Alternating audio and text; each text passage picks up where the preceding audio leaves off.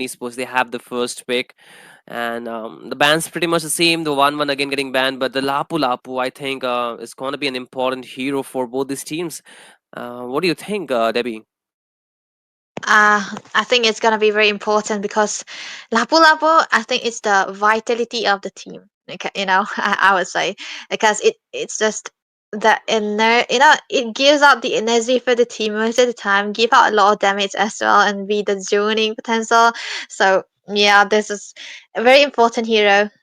Don't I mean, take it for yourself. You don't really have to necessarily ban it because even Armageddon was able to successfully make the Lapu Lapu work into the hands of Soltakpol, of course.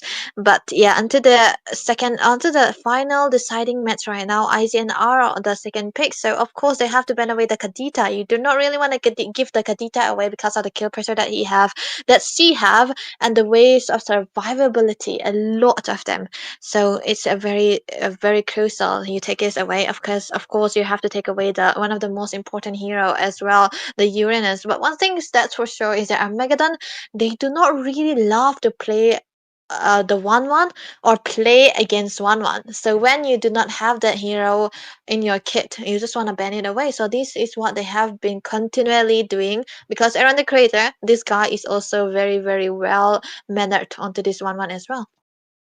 Yeah, I think banning out the heroes you're actually having a problem is really good to go about with the draft. But again, the ban's not really looking too different except for the Kadita, which have been banned from the last two games, right? Because of the first match where the Kadita had been a really great problem for the side of Team IG, and so they do not want to go against it once again. And this time the Grandeur too is actually banned, and that does open up a lot of a ton of the heroes are actually open. The Lapu Lapu still open. If Armageddon Esports they want, they can go for it. But what do Team IGN get out here? They might get the Kimi, they might get the Garud Kacha, but will they? Is the question out here, Zevo. Yeah, certainly you have to trade a meta hero for another meta hero, right? And Kimi does work out well because of her, insane melt ability. So of course, if Aijin can pick up the Kimi, it's gonna be a win-win situation for their side as well. But then again, they would be omitting the Kimi out, instead going with a classic Badang and a Gatot Kacha combo. But I'm thinking which one of them will be going up against a Lapu Lapu because either of them, they would probably be having a bit of the struggle as well. Definitely, I For feel, but I think that's actually taking revealing your card too early, right? Getting two of Mhm. your, uh, chunky front laners in the early on, and the carry can really work well. The carry does lack the range, but it does have enough shred. Given the fact the Grandeur is banned, I think that that's a really good hero to go for. If you do not want to get the Harry, if you do not want to get the Irithel, I think the carry does work really well. But this time they actually want to go for the Farsa instead.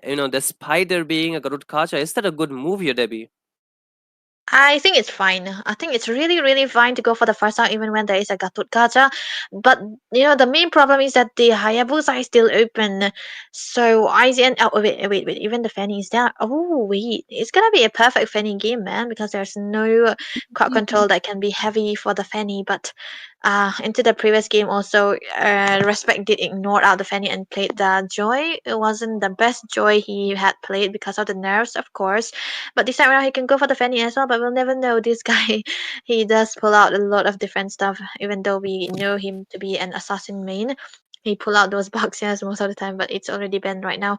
But yeah, the first is still a really good choice for into the hands of Ryota, and I know perfectly well he can play this hero to the full potential too. And okay, there we go, the Hayabusa appearance. So this Versa is not gonna be having the best time now because she's gonna get roasted all over.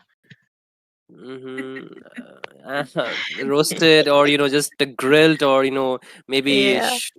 oh, I don't want to shoot. I don't know which one to use out here. But once again, the last game we definitely saw Zevo, the Lapu Lapu, as well as the Hylos creating a lot of problems for the Hayabusa in the late game, right? It was not really able to give the damage as much as it want to.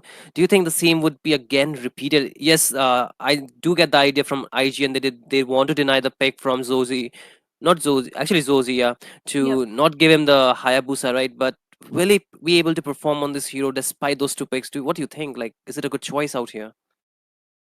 Well, it actually depends on the execution this time around, because if you are, getting bursted out with someone who is gonna be dealing, you know, the true damage, which in this case IGN, they can still pick up for a good tank melter mage altogether. Maybe the Zushin once again, it would be quite a hindrance to your front lines, and would be a good opening for Aaron the Creator to dive in with his Hayabusa altogether.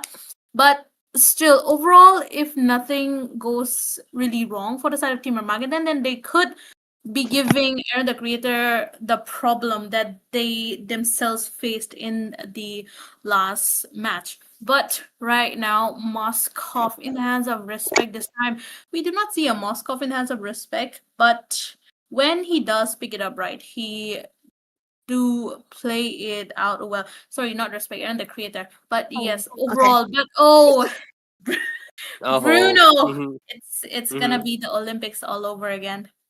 Hey, the Oh, Neymar is actually it's time for Brazil this time, not for Africa. So hey, it's a never mind. I'm not gonna say I might get cancelled because of that. But again, I think the Shuyo is a really good pick against the Hayabusa. Can immune the shadow kill, so it does work well. But I'm not really too sure about the Moscow in this game. Right, they have a lot of zoning heroes, and along with the Eve, it's a pretty much a free hit for the Lapu Lapu, and as well as the Farsa can outrange that hero pretty easily. So, um, I don't know about. I think the draft does look up better from the side of Team Armageddon Esports, but IGN, if they can execute it really well, if they get the snowball going, it's gonna be difficult for Armageddon for sure out here, Debbie.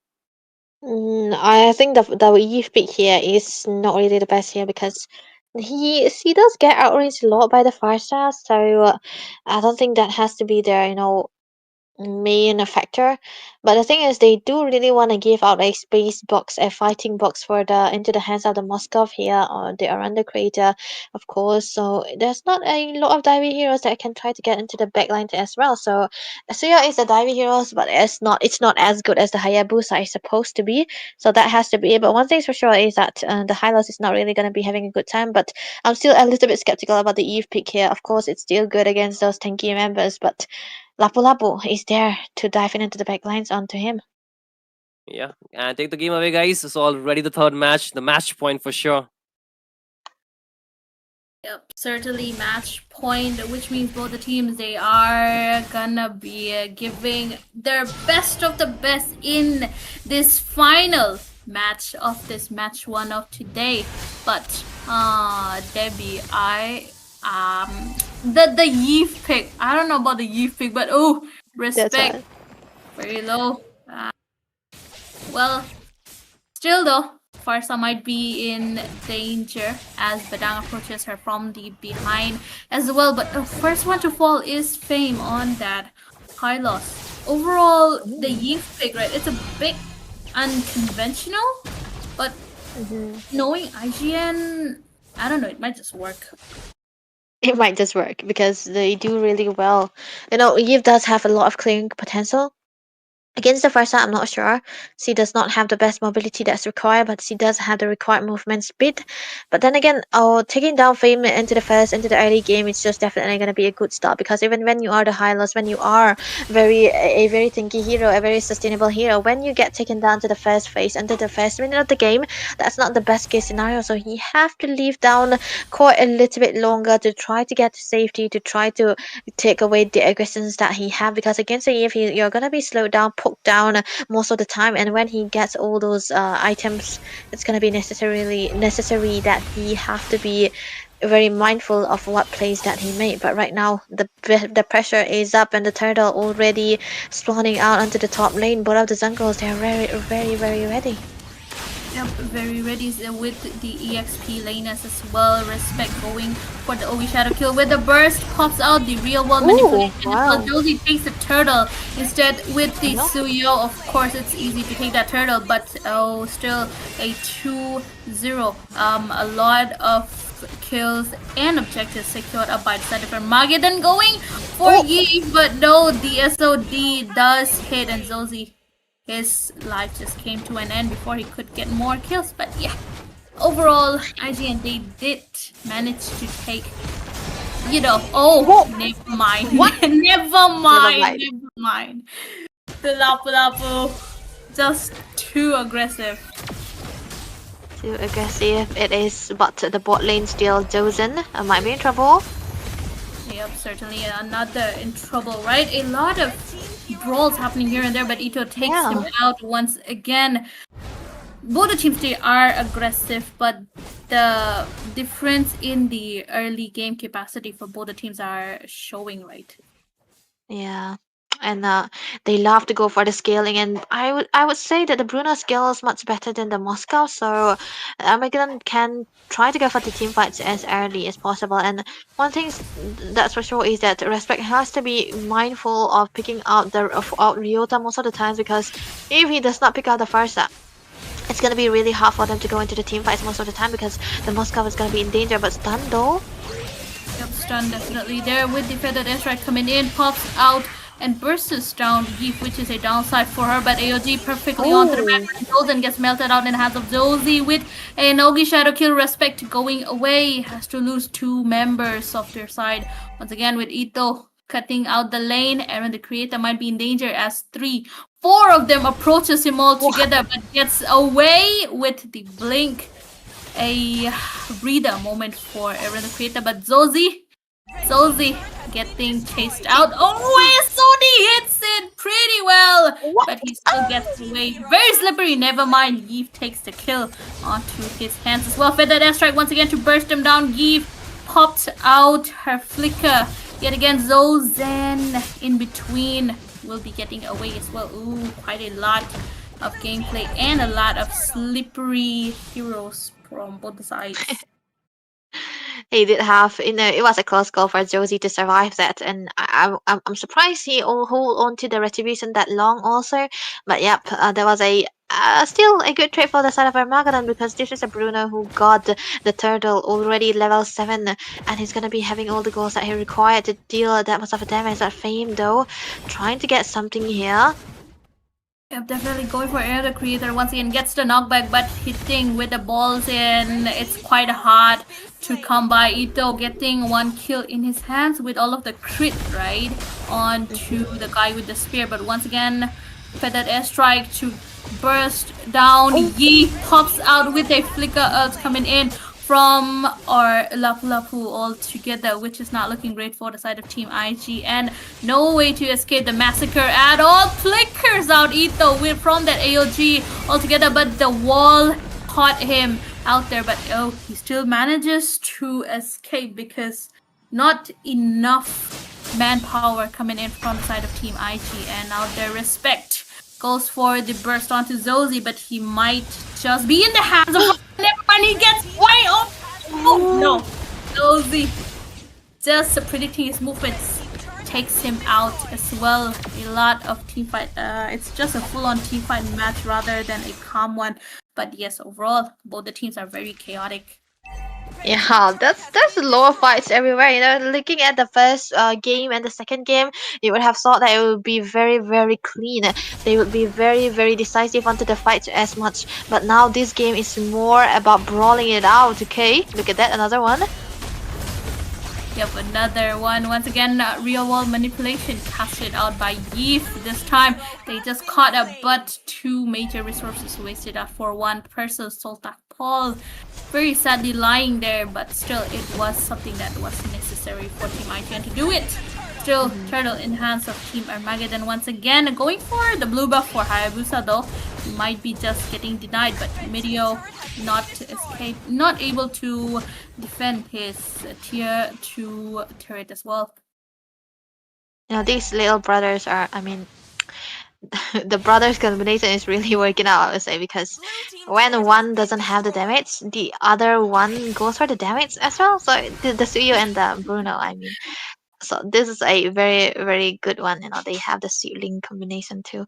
But yeah, enough about that, because I think this game is actually very, very surprisingly going well for Armageddon because I had thought that Ryota will be actually suffering quite a lot because the Hayabusa is there, the shadow kills is gonna be always there for him, and he's gonna be getting picked off most of the time. But this is a game where it's gonna be high pressure for the first half, but Ryota was able to get all the good positioning and able to get all the damage done as well. So a very good start, a very, very good game coming on, a clean one at that too.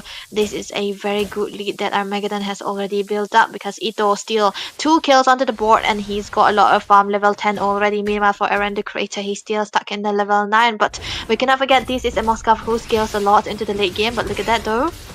Once again, right for that airstrike with the golden carpet laid out. RWM casted out once again. Ito finally taken down. Respect followed up by Respect getting taken down in the hands of Farsa as well. Meteor caught low, but Soltakpol takes him out. Away Fame escaping with that slither of HP, followed up by Aaron the Creator. Suyo trying to burst him down, but he gets pinned onto the wall backline. Zolden, but takes the last hit. That would be the Yeef getting a shutdown and a double kill in his hands. A full turnover of events out by the side of Team IGN. But I would like to point out one thing though. It's not that the Farsa is not getting marked. It's just that she has not been able to get marked by the side of Team IGN because the front line is just too strong and she just keeps on slipping away from everyone. Yeah, I mean, kudos to Mirio though. That was a good set onto Ito, the best possible member that they could go for. You know, you could go for the Bruna first, and then you mark onto the first, and this is exactly what they were doing. And of course, already into the hands of Mr. Witch, he got the Whistling Lantern, which is gonna be dealing 1,000 of damage. Oh my goodness, another spam of the Feathered Airstrike, right? And of course, upper hand in the hands of Team Armageddon around that Lord, and Ito does take the Lord once again, unsurprisingly, because yeah, retribution skill gap. But yeah, overall, Zozen out here trying his best to get away. His AOT gets cancelled out 2 times though, but yeah, he does get away with that as well.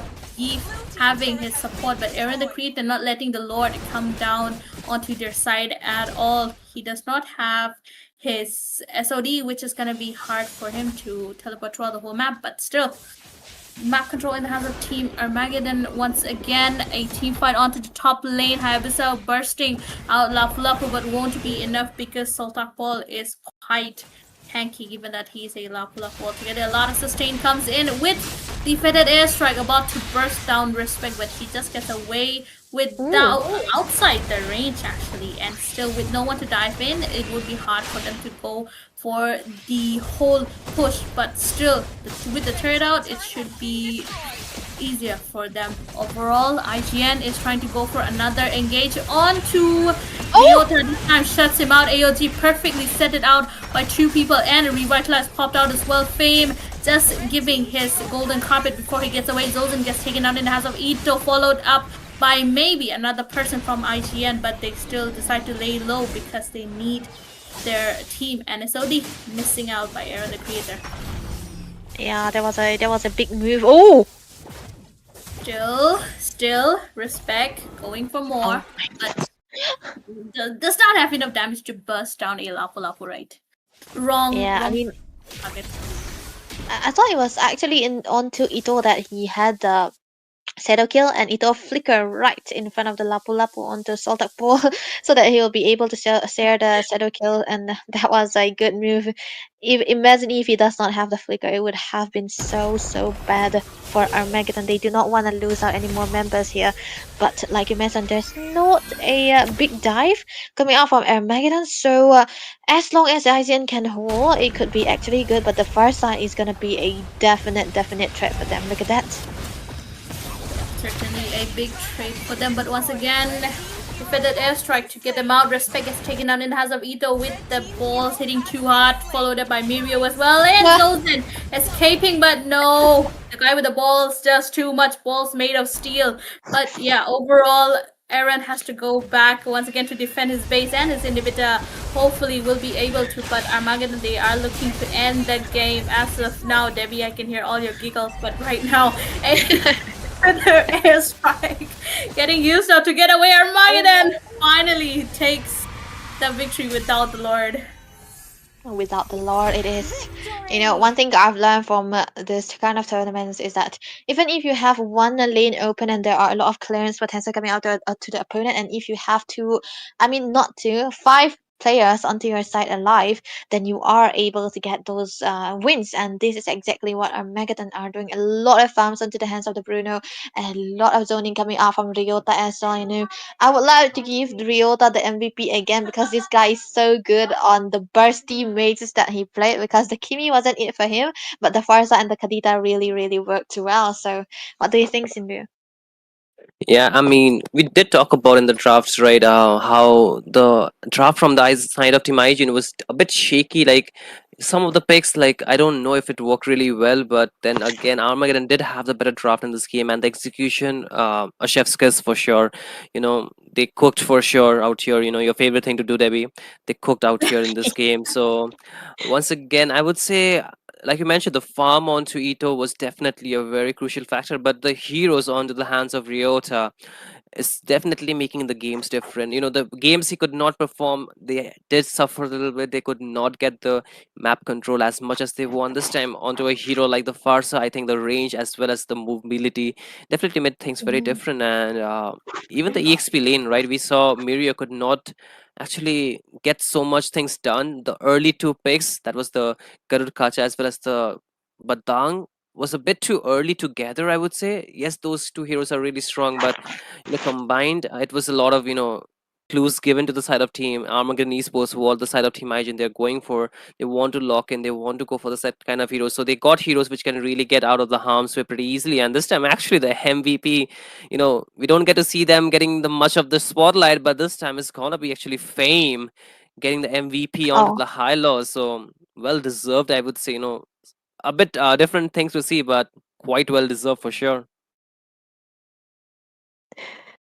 I mean, I'll give him that, but yeah, Ryota was also good on this, but yeah, it was a we'll never know. There was a lot of move. I mean, a lot of setups, a lot of what? How do I say? A lot of protection coming out from Fame.